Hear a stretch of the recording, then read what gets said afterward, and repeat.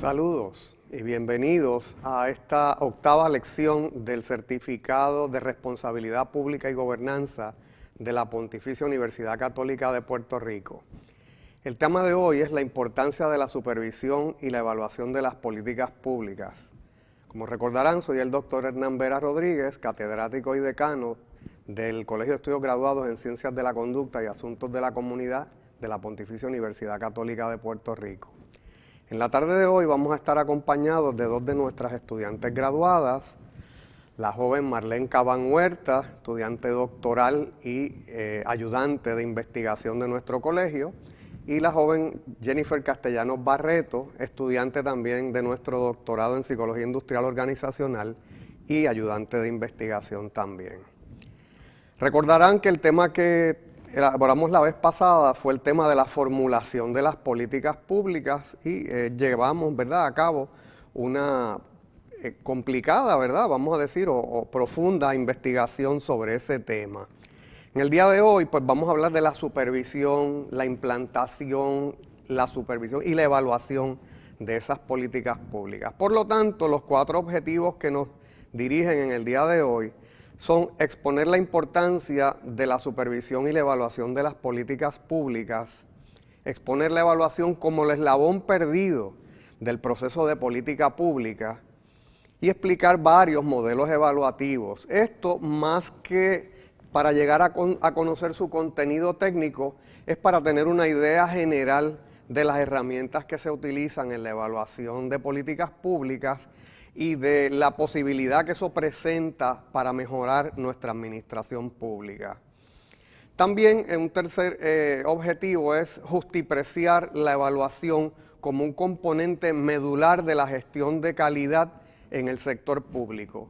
No podemos tener una administración pública de calidad si no supervisamos las políticas públicas y si no tenemos una evaluación profunda para tener un círculo, como explicamos la vez pasada, de retroalimentación en el cual se da el servicio, en el cual se producen unos bienes públicos y eso entonces es evaluado por la ciudadanía y vuelve entonces al sistema político como un insumo. Además, estaremos analizando la relación entre la supervisión y la evaluación con la rendición de cuentas y la transparencia.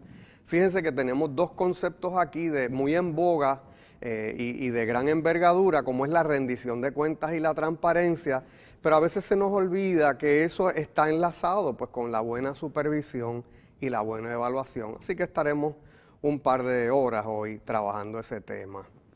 Vamos a empezar con algunas citas, quizás para crear curiosidad, y veremos cómo personas importantes, personas que han tenido puestos importantes en la administración pública, pues han dejado como legado algunas citas que apuntan a la necesidad de esta evaluación y de este seguimiento a las políticas públicas.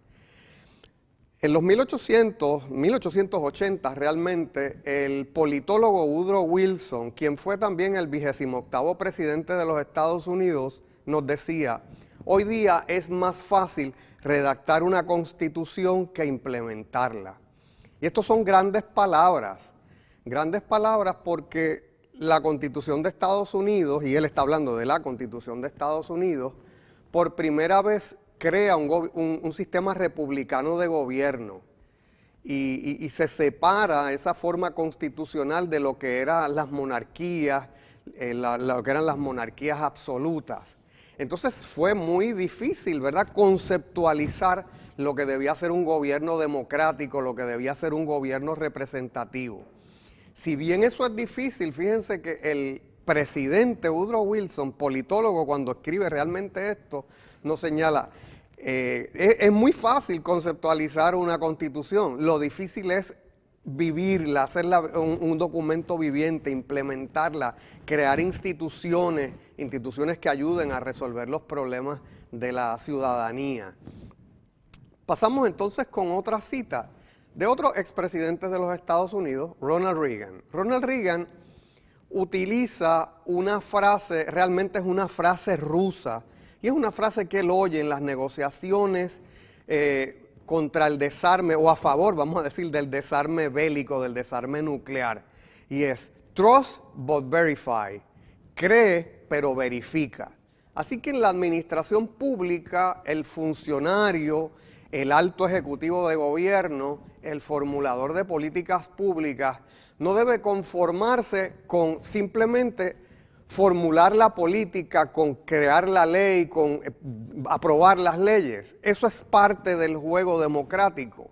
El gran problema, sin embargo, es el problema de la implementación, el que esas leyes se conviertan en realidades, es que en el que esa conceptualización que se hizo de cómo se va a dar mejor un servicio público, de cómo se le va a dar un bien público a los ciudadanos, realmente llegue a su madurez y llegue a crear consecuencias positivas en la vida de los ciudadanos.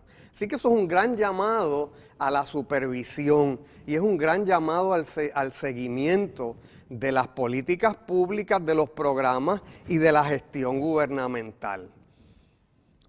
Otra cita también en esa dirección, ¿verdad? Ya está tomada de una película de Hollywood, es If you build it, they will come. Esto es de la película Field of Dreams, protagonizada por Kevin Costner, que posiblemente muchos se acuerden.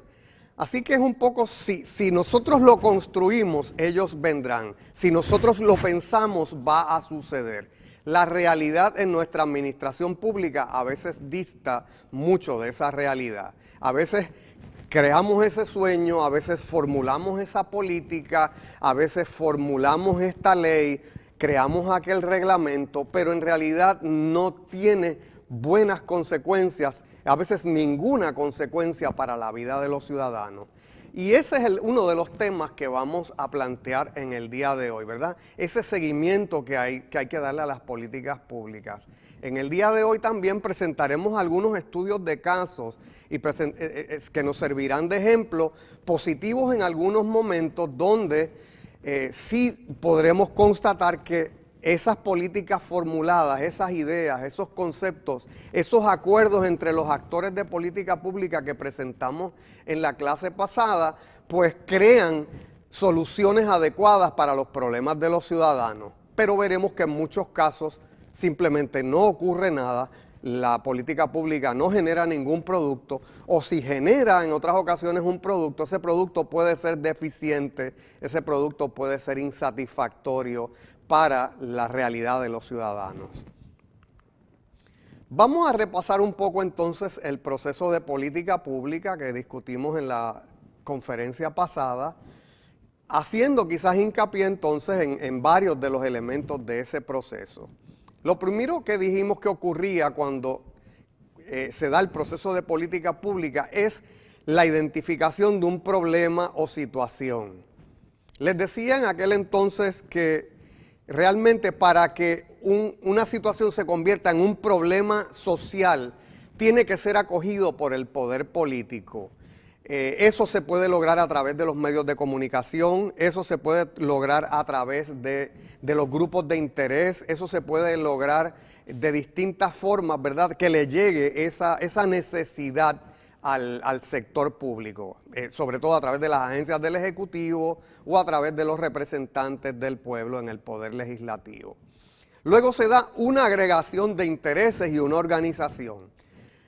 Cada problema público, cada problema social, pues tiene unos grupos de personas que claman por su solución. A veces claman por la solución de esos problemas desde perspectivas distintas, porque algunos quieren que se solucione el problema de una forma, otros quieren que se solucione de otra, y ¿por qué no? Podemos decir que hay otros que les conviene que no se solucione el problema. Así que se da esa agregación de intereses, esa organización alrededor de ese problema. Cada uno de los grupos envueltos, los grupos u organizaciones envueltos, van a crear, van a diseñar una posible solución al problema. Y se le va a presentar esas posibles soluciones al poder político a través de las agencias, como dije, a través de la gobernación, la presidencia y principalmente a través del poder legislativo. En ese grupo de posibilidades que se le presenta al poder legislativo, por ejemplo, pues hay una de esas alternativas que generalmente es acogida. Es decir, que ese proceso se llama el de la agenda política, porque el poder político pone en la agenda la solución de ese problema vía esa posible solución, esa alternativa que se le presentó. Eso pasa entonces por el proceso gubernamental, ejecutivo y legislativo sobre todo, y se formula una política pública. Hoy veremos, si no lo puntualicé mucho en la vez pasada, que una política pública es como una especie de hipótesis para la intervención o solución de un problema social. Eso es algo que articularemos mucho hoy porque es importante tener ese encadenamiento, ese eslabonamiento para ver dónde entra a jugar la evaluación y la supervisión en este proceso. Así que se formula la política. Generalmente cuando se formula una política, se crea una ley habilitadora, como veremos en breve, se crea una agencia gubernamental y se establecen entonces unos presupuestos, se designa un recurso humano para trabajar en la solución de esos problemas o de esas situaciones a la luz de un marco teórico que provee la ley. El proceso continúa con esta parte que le llamamos la implementación o la implantación. Esa es la puesta en práctica, como decía, la creación de la misión de la organización, la visión de la organización, las metas de la organización, los objetivos, los indicadores y todo un funcionamiento de intervención de esos problemas sociales. Ese precisamente es el corazón de lo que venimos a explicar hoy. Otra parte muy importante de ese proceso de políticas públicas es la evaluación y los ajustes, porque esto no es una ciencia exacta, hay una parte técnica, pero hay una parte política, hay una parte social, hay muchos intereses en juego. Y al estar estos intereses en juego, pues entonces hay un fluir, un ir y venir, unos ajustes y unos cambios a esa posible solución que le dimos. Porque quizás vimos que no íbamos por el camino correcto y vuelve entonces eso como peticiones al Poder Ejecutivo, al Poder Legislativo, y en el mejor de los casos hay unos ajustes y volvemos a encauzar la política. Y entonces pasamos a la fase de terminación de las políticas públicas. ¿Por qué terminamos las políticas públicas? Esto se denomina en algunos libros como los sunset laws, las leyes de ocaso. Fíjate que es una forma de crear agencias gubernamentales y de crear programas gubernamentales para el éxito. Porque uno dice, nosotros vamos a establecer este patrón para solucionar este problema social político que aqueja a la sociedad y le vamos a dar este término de tiempo a esta organización para que solucione este problema. Y ese bloque de tiempo pues tiene que ser obviamente realista, se puede expandir, se puede recoger. Pero esa forma de crear legislación y de crear agencias de gobierno nos parece muy novedosa porque le establece una presión a los funcionarios de que este problema, el que sea, hay que solucionarlo dentro de un marco de tiempo razonable. Así que eso pues es una posibilidad. Por otro lado, hay autores como Robert Kaufman que nos dicen, si bien esa idea es loable, lo cierto es que los organismos gubernamentales son como organismos vivientes. Y más aún, peor todavía, los organismos gubernamentales tienden a ser inmortales, nos dice Robert Kaufman. Una vez se crean, es muy difícil llevarlos a ese punto de terminación porque crean sus propios intereses. Algo que no es tema de lo que le voy a explicar hoy, pero que es bueno tener en mente. Porque en el mundo, ¿verdad?, de la ciencia de la administración pública, se da esta visión de que las políticas, los programas, las agencias, deben tener una fecha de expiración, deben tener una fecha de caducidad, porque uno aspira a mejorar la situación de los ciudadanos.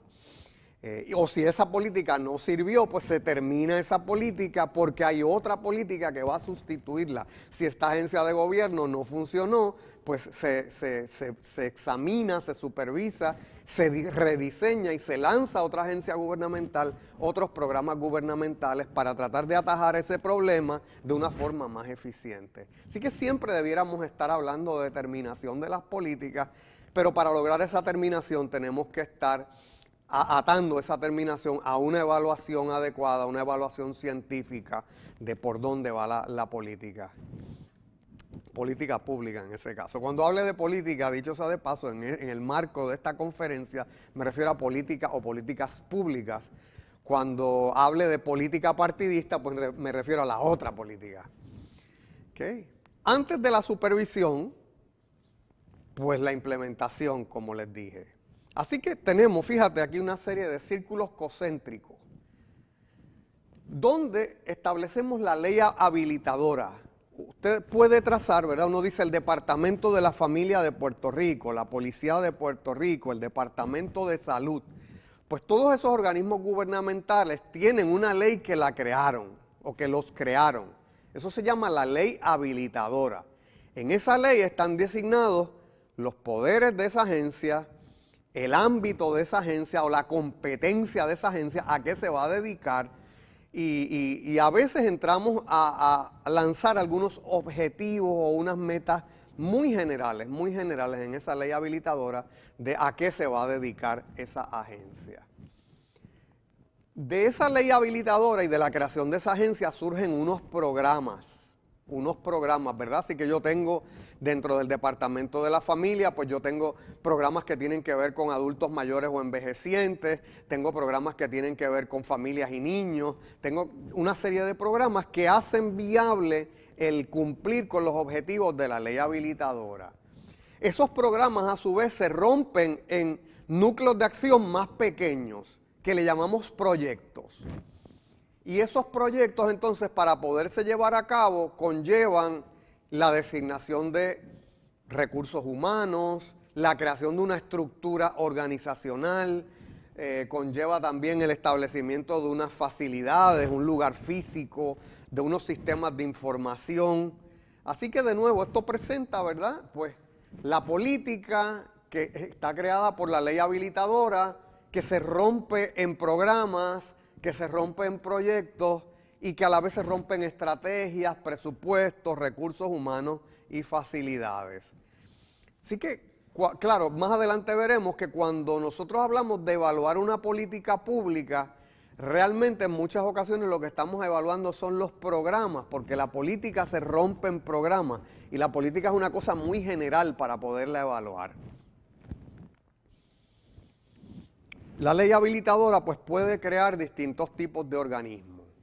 Puede crear una agencia gubernamental bastante apegada o dependiente del gobierno central, pero se pueden crear otros tipos de agencias más autónomos, con poderes más lejanos, que no dependa tanto de la autoridad central, que en Puerto Rico se le pueden designar como juntas o comisiones. Y entonces ahí depende, ¿verdad?, el nivel de independencia que se le da a esa agencia. ¿Qué poderes se le delegan? También es importante. Las agencias pueden tener poderes regulatorios. Las agencias antes le llamaban a estos poderes cuasi legislativos, porque las agencias de gobierno, los organismos de gobierno, llámese departamento, agencia, comisión, junta, regulan algunas áreas de la vida de los seres humanos en el Estado, en la sociedad, que se le ha delegado por ley. Así que, por ejemplo, pues si tú estás en el Departamento de Salud, pues, y al Departamento de Salud le delegaron una autoridad regulatoria o regulativa, pues el Departamento de Salud puede hacer pequeñas leyes, reglamentos que regulan algunas áreas de la práctica de la profesión, de la salud, de todo lo que tenga que ver con la salud. Las agencias gubernamentales también funcionan a veces como pequeños tribunales. Y es que el Poder Legislativo le delega a veces poderes adjudicativos. Así que, por ejemplo, cuando vamos a pedir una licencia para abrir un casino de un hotel, no es un juez el que va a darme el que va a adjudicar si tengo derecho a abrir el casino. El que me da ese poder a veces es un juez de derecho administrativo o a veces es un alto funcionario de la agencia el que adjudica eso. Así que tenemos a veces organismos administrativos decidiendo cosas a veces de mayor envergadura, y no me entiendan mal, y de mayor relevancia que lo que deciden algunos jueces de menor jerarquía en el Poder Judicial de Puerto Rico. Yo tenía un profesor que dicen, hay gente, imagínese ese poder, el poder que tiene una junta para decirte, usted puede abrir un laboratorio clínico, o usted puede abrir una farmacia, o usted puede abrir un banco. esos son elementos de la vida en sociedad que se deciden por una agencia gubernamental, no por un tribunal. Así que vean que dentro del ámbito que se le delegó en la ley, pues cada organismo gubernamental puede tener poderes adjudicativos. También estas agencias, algunas de ellas tienen poderes investigativos. Se le delegan poderes de investigar para que investiguen aquellas áreas que son necesarias investigar para poder cumplir con los propósitos de la ley. Así que no es que las agencias puedan investigar todo lo que quieran, ¿verdad? Pero, por ejemplo, una agencia que regula los bancos, pues tiene que tener el poder de ir a los bancos, de pedir documentos, de pedir entrevistar testigos, sin que necesariamente se considere una agencia dentro del sistema de justicia criminal. ¿Okay? Así que fíjense la importancia de cómo aquella idea general de cómo íbamos a solucionar un problema va entonces, ¿verdad?, concretándose con la creación de una agencia y con la delegación de uno o varios o todos de los poderes que les acabo de señalar. Volviendo a ese tema, fíjense, aquí en Puerto Rico tuvimos un ejemplo de cuando el Banco Popular y el Banco de Ponce se iban a fusionar. Y alguna gente especulaba y decía, esto es como establecer un monopolio. Y fíjense el poder, ¿verdad?, que tiene en aquel entonces el comisionado de instituciones financieras de Puerto Rico que permite la fusión de los bancos. Y actualmente estamos también en esos términos, ¿no? Tenemos varios bancos en Puerto Rico que se han ido fusionando y cada día hay menos bancos locales. Se han ido fusionando. Y alguna gente diría, pues eso pues pudiera llevar a la creación de monopolios. Pero entonces tú tienes un oficial de una agencia gubernamental que es quien decide, por lo menos en estas instancias todavía muy bajas, si eso realmente es un monopolio o no, o si se permite o no se permite. ¿Okay? Solamente como un ejemplo. Hay distintos niveles del ofrecimiento de servicios. Fíjense que fuimos de la ley a la política a la vez que crea metas, objetivos, tema que volveremos ya mismo. Y entonces, pues eso se puede ofrecer a nivel federal, nivel estatal o nivel local. Así que tenemos una serie de programas que entran a trabajar con la vida de los ciudadanos a nivel federal, a nivel estatal o a nivel local. Esto nos lleva a hablar de las relaciones entre los diversos niveles de gobierno, lo que le llamamos el federalismo. Esto es uno de los temas, ¿verdad?, que tiene que ver con estos niveles de gobierno estatal, federal y local. Y aquí en los libros de ciencia política, de gobierno norteamericano en los Estados Unidos, se usa mucho esta imagen que le estamos presentando, que le llaman, ¿verdad?, los bizcochos, ¿no? Es una imagen. Tenemos, por ejemplo, el bizcocho, el layer cake, el bizcocho, ¿verdad?, este que está acá, donde tienes los niveles de gobierno federal, estatal y local, cada uno con un ámbito distinto de intervención en la vida de los ciudadanos. Así que si se establece que esto es una materia federal, pues solamente eso se va a encontrar en ese nivel del bizcocho. Y fíjense que no se mezclan. Hay una separación entre el nivel federal, el nivel estatal y el nivel local.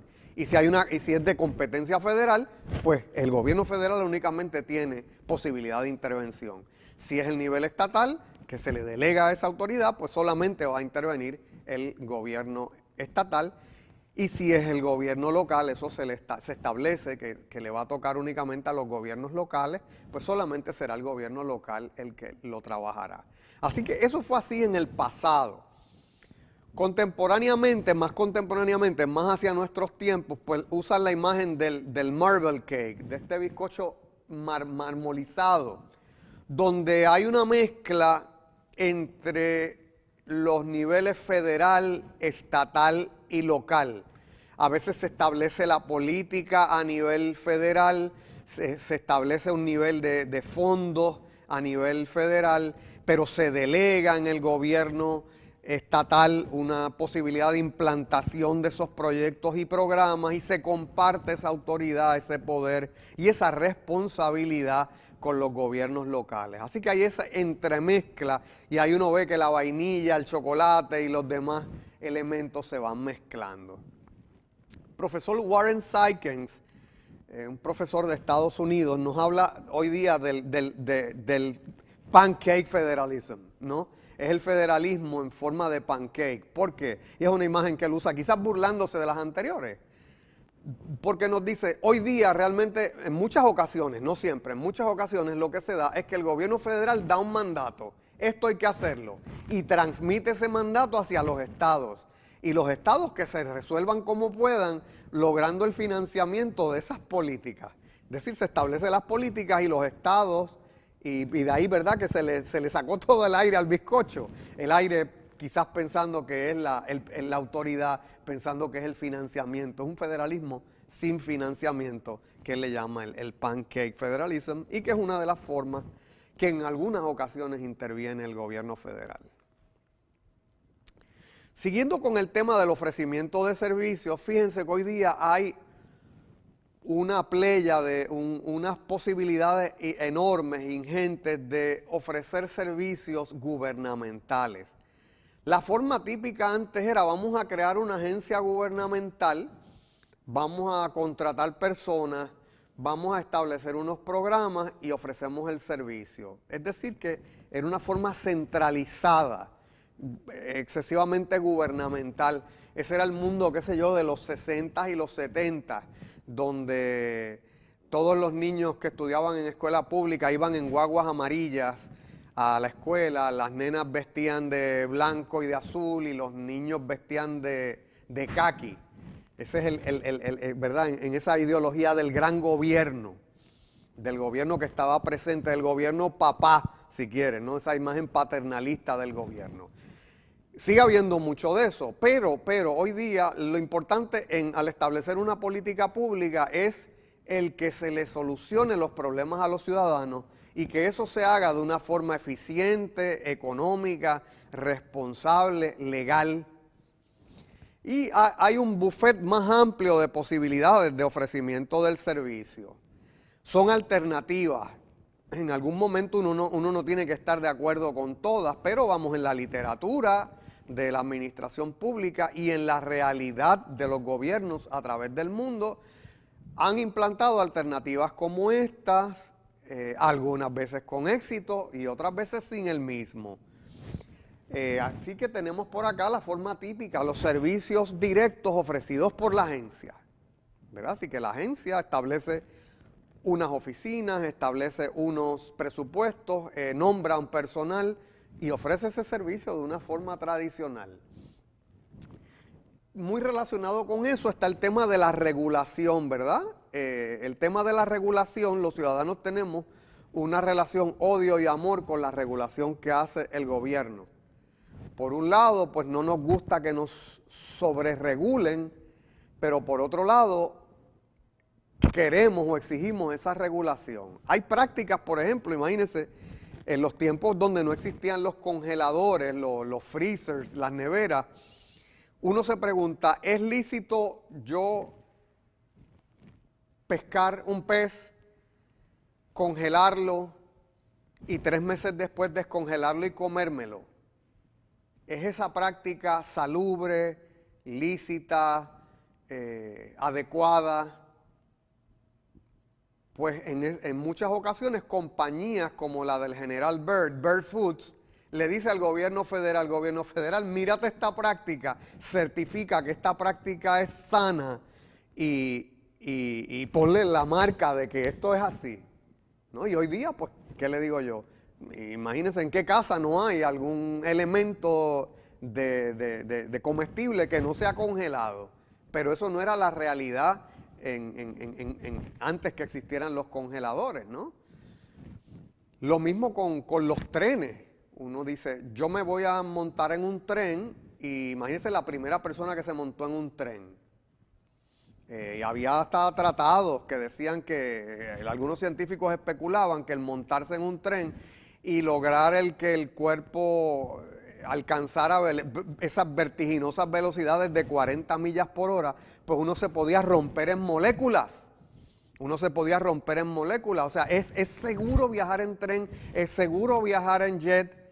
Pues fíjese qué confianza tenemos los ciudadanos en nuestro gobierno, que una vez el gobierno certifica una práctica, nosotros acogemos esa práctica como buena, a menos que se nos pruebe lo contrario, a menos que haya un incidente. Pero por lo regular el ciudadano acoge esa práctica que el gobierno, las pastillas que nos tomamos, los medicamentos que ingerimos. Nosotros decimos, como hay una agencia de gobierno que certificó que esto me va a mejorar y no me va a matar, a menos que ellos digan que me va a matar, pues yo me lo sigo tomando, o a menos que tenga unos efectos demasiado malos en mi persona.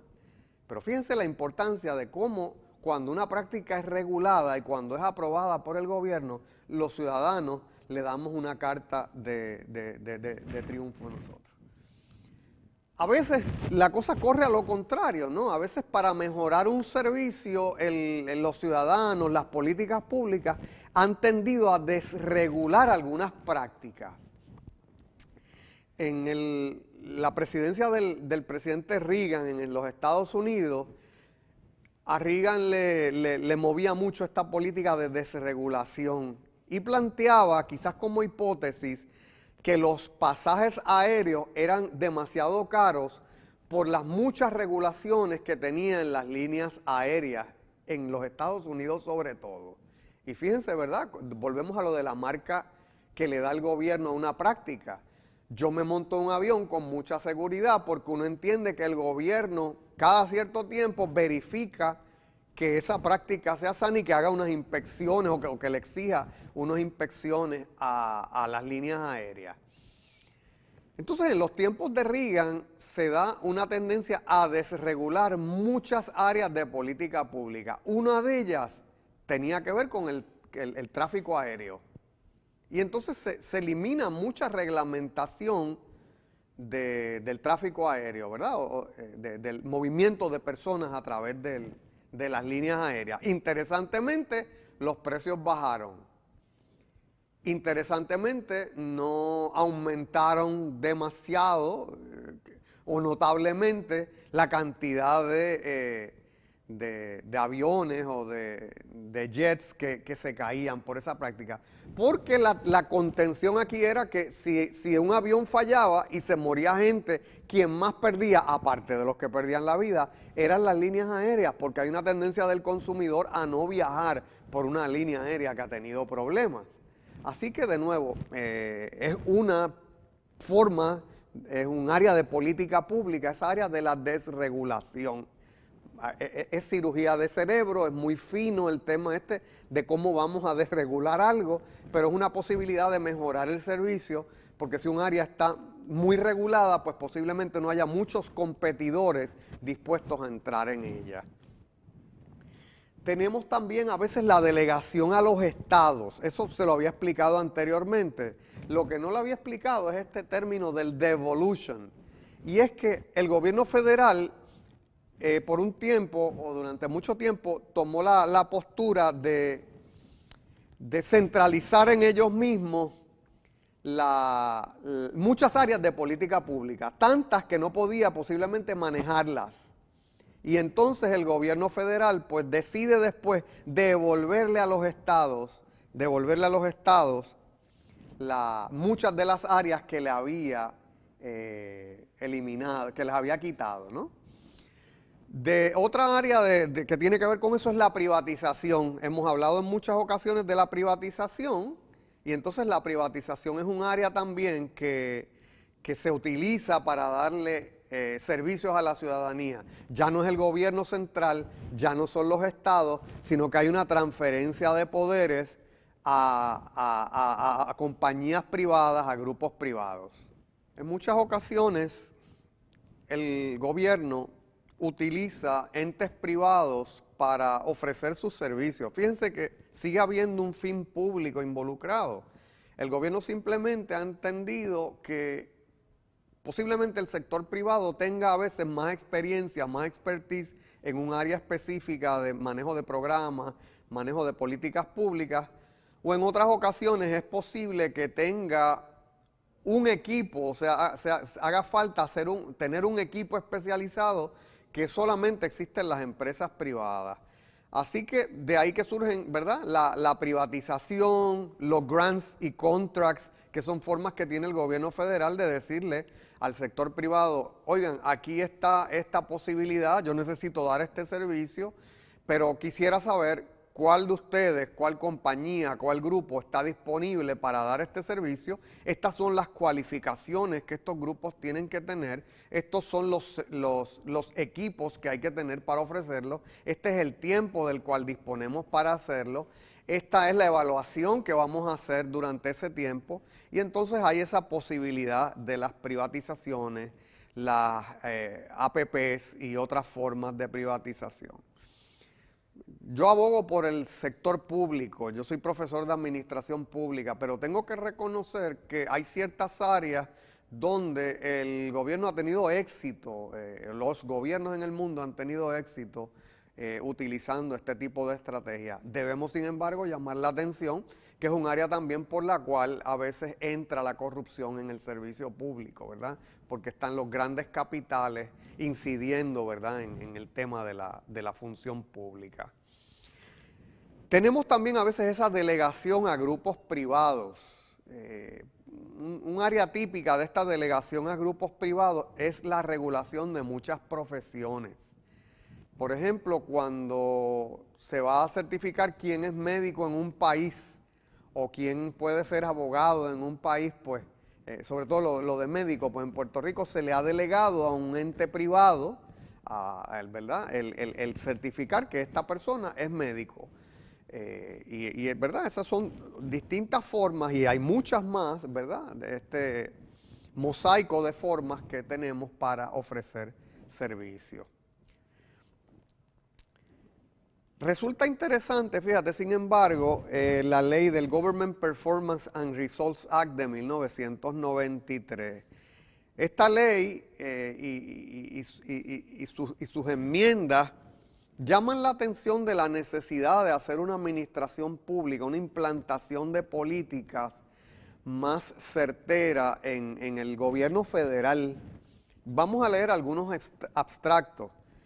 La primera de las citas dice, Federal managers are seriously disadvantaged in their efforts to improve program efficiency and effectiveness because insufficient articulation of program goals and inadequate information on government performance. ¿Qué estamos diciendo? Que dice el Poder Legislativo de los Estados Unidos en esta ley que el gobierno, los gerentes del gobierno federal tienen el problema de que las agencias en muchas ocasiones no han establecido cuáles son sus metas. Y si no sabemos hacia dónde vamos, nos preguntamos cómo vamos a poder llegar allí.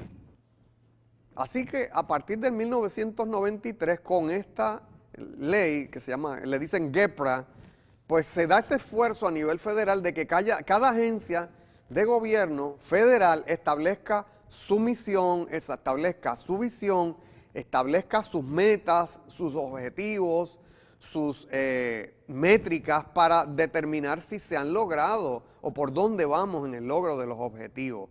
Y que asimismo las agencias de gobierno son flojas en el tema de recopilar información de su ejecución, de cómo van en la mejora de los problemas que la ley le delegó para mejorar.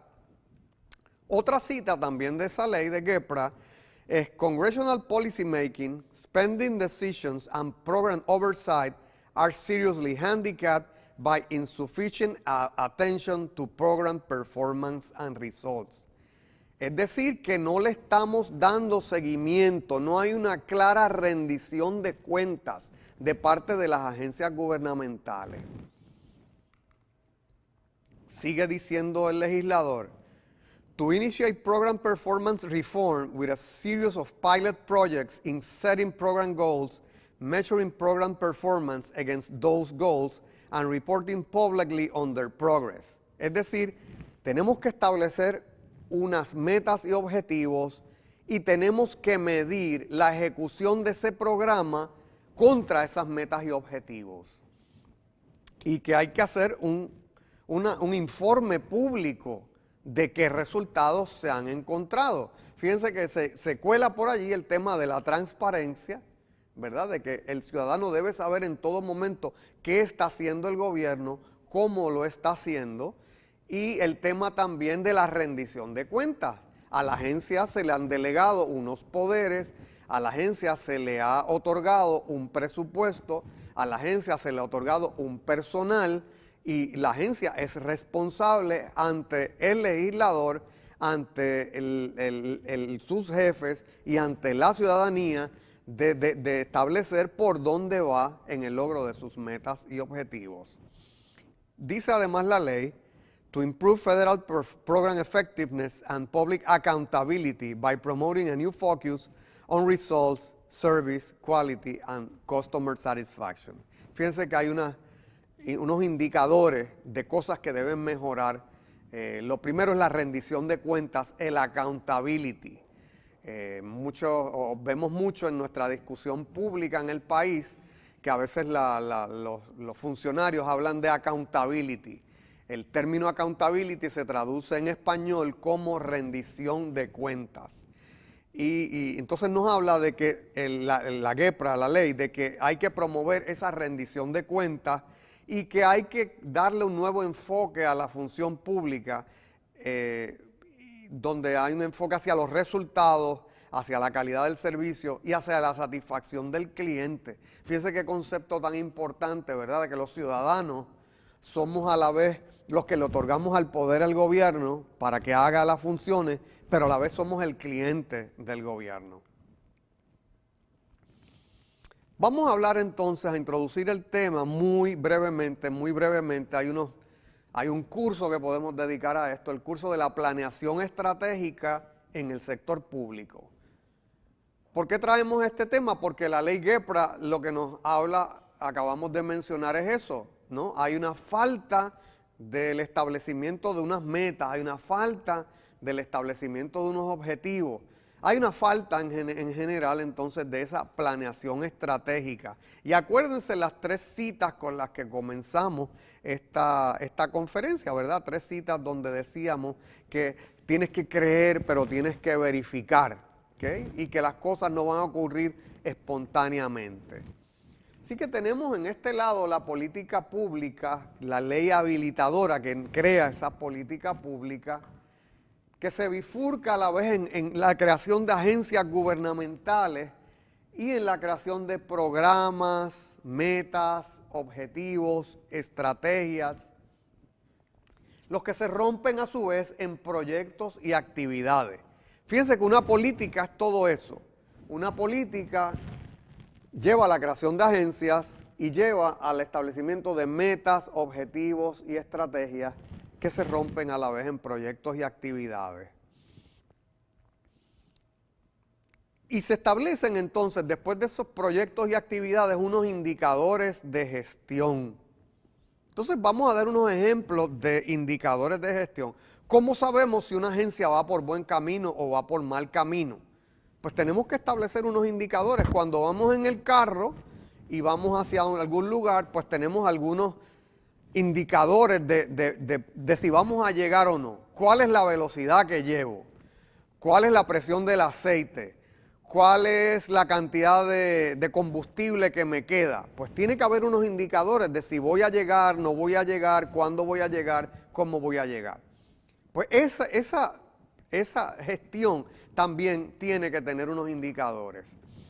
Un ejemplo, el mejoramiento del aprovechamiento académico. Eso es un indicador duro. Nosotros decimos, no es lo mismo decir, vamos a mejorar la educación en Puerto Rico o vamos a hacer una educación de mejor calidad, que decir, nuestros estudiantes se van a desempeñar un 5% mejor, un 10% mejor en español, en ciencia, en matemática, en tal prueba estandarizada. ¿Verdad? Entonces eso es un indicador de gestión. Otro indicador de gestión en esa o en otra agencia es la reducción del tiempo de espera en una agencia. Eso nosotros lo podemos medir, lo podemos constatar. Es más, muchos de nosotros hemos ido a algún banco y hemos visto un estudio, ¿verdad?, donde nos escanean una tarjetita cuando llegamos al banco y hacemos la fila, y cuando terminamos la fila el cajero vuelve y la escanea. Y eso es una medición del tiempo, del despacho de esa fila. No todos los casos son iguales, dirán algunos. No todo cliente viene con el mismo número de transacción.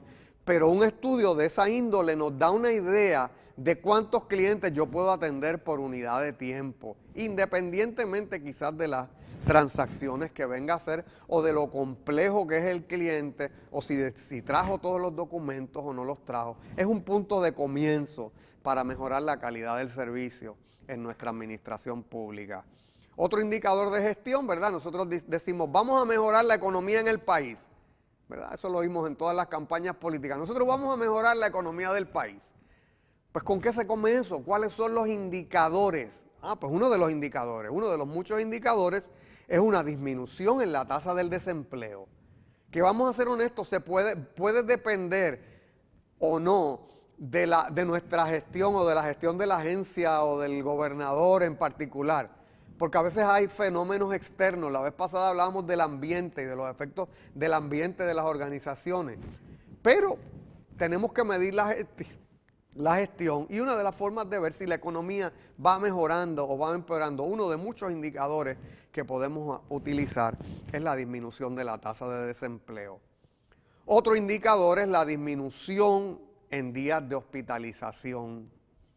Una disminución en días de hospitalización es un aumento en la tasa de ganancia, es una reducción en los costos. Así que, ¿verdad? Simplemente como ejemplo, ahorita, casi al final de esta conferencia, veremos un ejemplo que tiene que ver con la salud, de un análisis de costo-beneficio, donde hablaremos de indicadores muy parecidos a este que le acabamos de mencionar. Seguimos con algunos indicadores de éxito, porque es que las agencias, además de las metas, además de los objetivos, deben plantearse estos indicadores de gestión. La reducción en querellas de violencia doméstica. Si nosotros tenemos unos planes de mejorar la relación entre los géneros, pues un indicador puede ser la reducción en querellas de violencia doméstica. Un incremento en la satisfacción con un servicio. Cuando no podemos tener unas medidas duras, unas medidas demasiado cuantitativas de un servicio, pues podemos tener medidas un poquito más blandas, como es la satisfacción de los clientes, la satisfacción con los servicios. Mira este otro, un aumento en el uso de un servicio. Así que, por ejemplo, si nosotros tuviéramos un sistema como la Autoridad Metropolitana de Autobuses o como el tren urbano, y entonces creamos una campaña para que la gente use los medios de comunicación, los medios de locomoción masivos, pues una medida pudiera ser cuál es el uso que la ciudadanía le da a esos sistemas que hemos mejorado o buscamos mejorar. Vamos a ver esto de los indicadores de una forma más detallada. Y entonces les presento la siguiente tabla. Tenemos acá la política, ¿verdad? O elementos de política. A veces no son las políticas, son elementos, ¿verdad? Pedazos de políticas públicas. Vemos cómo eso se traduce en un indicador, cómo eso se traduce en otros indicadores ya más pequeños y cómo podemos medir resultados. Solo como un ejemplo, solo para crear curiosidad y solo para ir viendo que el país se debe mover a una evaluación formal, a una evaluación lo más científica posible de las políticas públicas. No es solamente esa corazonada o esa opinión pública de que esta agencia lo está haciendo bien o esta agencia lo está haciendo mal, o el gobernador lo está haciendo bien o el gobernador lo está haciendo mal. Tenemos que pasar de lo subjetivo, sin eliminarlo del todo, porque la relación, ¿verdad?, ciudadanos y gobernantes, siempre va a existir ese elemento subjetivo, pero buscando unas medidas más objetivas de ejecución pública, de rendición de cuentas. Así que nosotros decimos, vamos a mejorar las autopistas del país. Así que la política es, vamos a mejorar las autopistas del país. ¿Cuál es el indicador? Número de millas o de carreteras construidas, arregladas, mejoradas. Otros indicadores muy importantes, ¿cuál es el costo por milla de carretera construida? Eso es bien importante. Otro, ¿cuál es el costo real versus el costo esperado? Fíjense que ahí tenemos unos indicadores como más complejos. Nos construimos tanto, bueno, pero ¿a qué costo? ¿No? ¿Y qué resultados esperamos? ¿Cómo medimos los resultados? Disminución en tiempo de viaje, número de usuarios por día, por mes, los recaudos en los peajes, los costos por mantenimiento y la satisfacción o insatisfacción de los usuarios, de los ciudadanos con respecto a ese bien público o a ese servicio, porque la autopista es como complejo, es un bien público pero a la vez es como un servicio. Otro ejemplo, ¿verdad?, de cómo vamos de la política, pudiéramos ir a unas metas y objetivos y después vamos a los indicadores. Aquí solamente le estoy hablando de los indicadores, pero pudiéramos tener una tabla mucho más amplia donde pudiéramos, esta es la política, estas son las metas, estos son los objetivos, estas son las estrategias y estos son los indicadores. La política dice, vamos a vacunar a todos los adultos mayores contra la influenza. ¿Cuál es uno de los indicadores? Número de adultos mayores vacunados. Solo un ejemplo. Otros indicadores, el costo de vacunación por adulto mayor. Otro indicador, el costo de vacunación entre la disminución de gastos en hospitalización. Fíjate que para un sistema público de salud, esto es bien importante establecerlo. Y usted dirá, en Puerto Rico no hay un sistema público de salud. Sí, pero hay un sistema semiprivado con financiamiento público de salud. Así que cuidado con establecer qué es público y qué es privado. Nosotros tenemos un sistema semiprivatizado o semipúblico, como usted lo quiera decir, de salud. Pero el financiamiento es público en esencia para una gran parte de la población, los que están bajo Vital, bajo Mi Salud. Y unos indicadores ya más detallados. ¿Cuál es la disminución en los adultos contagiados? ¿Cuál es la reducción en gastos de hospitalización? ¿Y cuál es la reducción general en tasa de infectados? Solamente, ¿verdad?, lo que buscamos con estos ejemplos es crear esa curiosidad de que vean cómo podemos ir desgranando esas políticas públicas y cómo podemos ir midiendo, porque la política pública es algo muy etéreo, muy general, muy conceptual. Y quizás uno no puede medir, ¿verdad?, la política pública así en general, cuáles son los efectos. Pero sí podemos medir o podemos supervisar eso.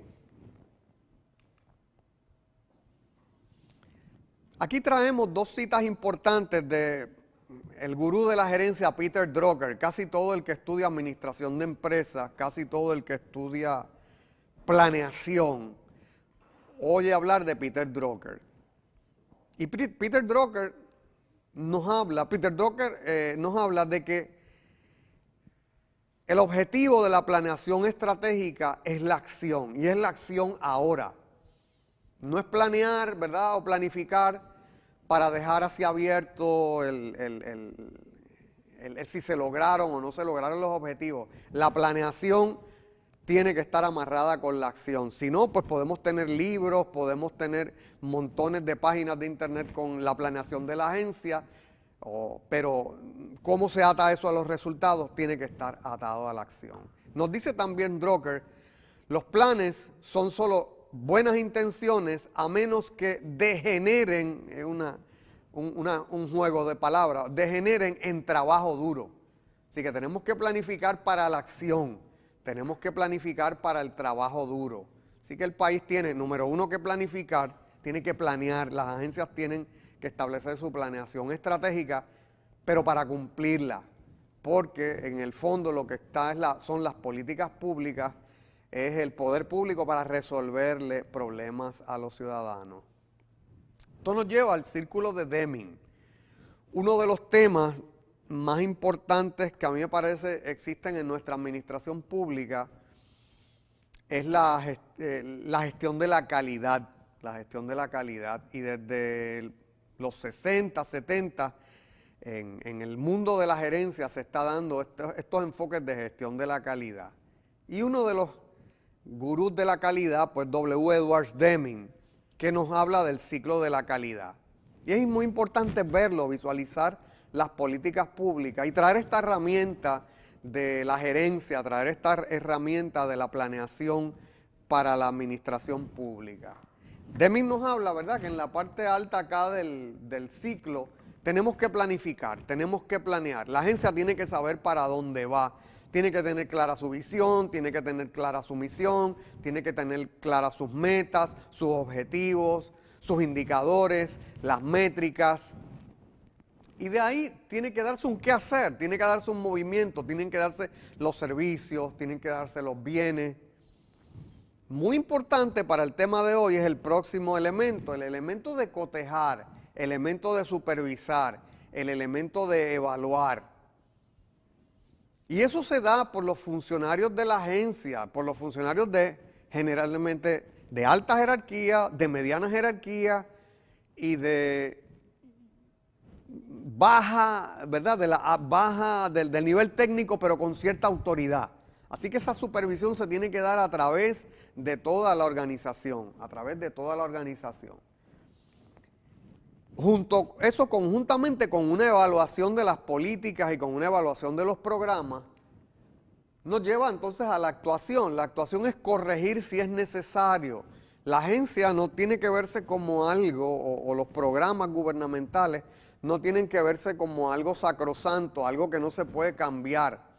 Las agencias se diseñan y se rediseñan para lograr mejorías en distintos indicadores de producción. Y entonces de ahí la importancia del método de Deming. Si las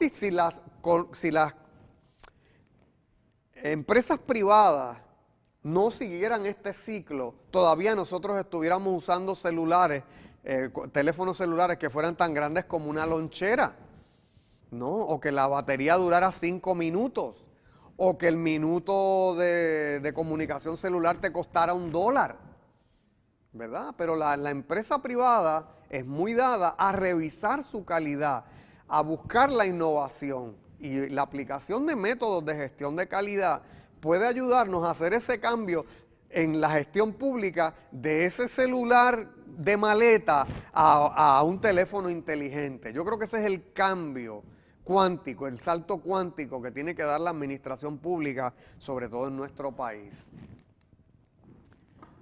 Recapitulando entonces, la implantación adecuada de políticas públicas conlleva, de acuerdo con el Government Performance and Results Act y otras mejores prácticas en la gestión pública, la planeación estratégica de los trabajos de la agencia y los programas, así como su evaluación y supervisión continua, la evaluación y supervisión continua de su ejecución.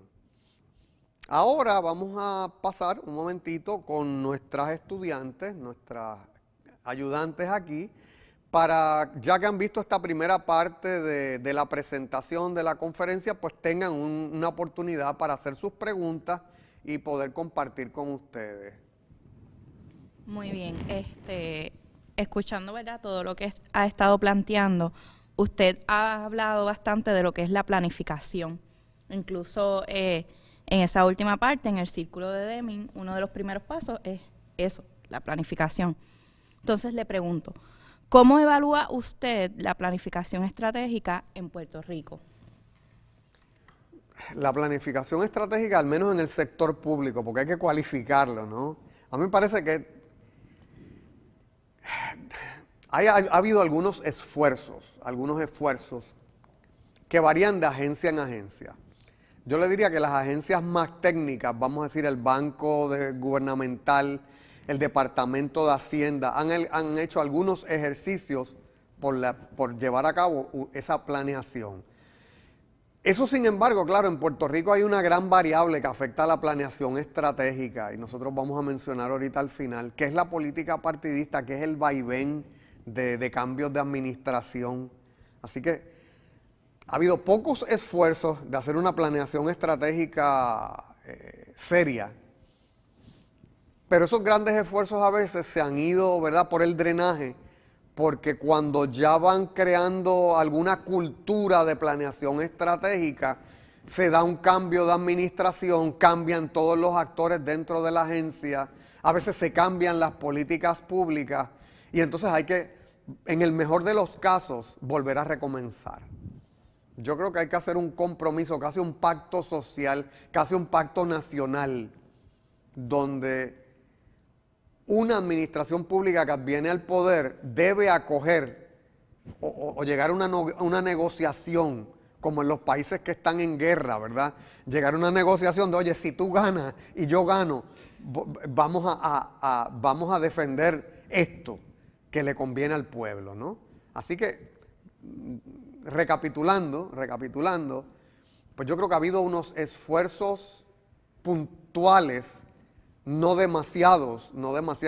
Puerto Rico hay sobre 100 agencias de gobierno y decirte que te puedo mencionar 4 o 5 que han hecho algunos esfuerzos por hacer una planeación estratégica seria, a veces con consultores incluso externos como la Universidad de Puerto Rico, pues es mucho decir.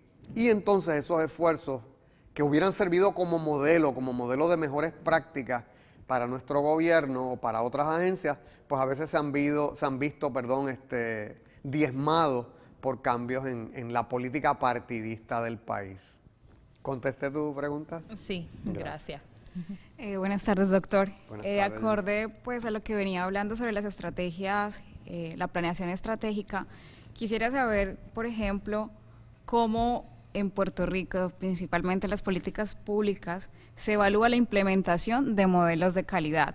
Y si llegó al caso, pues, ¿conoce algún modelo de calidad que se haya implementado dentro de ello? Vamos por partes, ¿no? En Puerto Rico, hace como 2 años, nosotros hicimos una investigación cualitativa en conjunto con otros países. Nosotros manejamos la parte de Puerto Rico y le hicimos una entrevista a altos ejecutivos gubernamentales.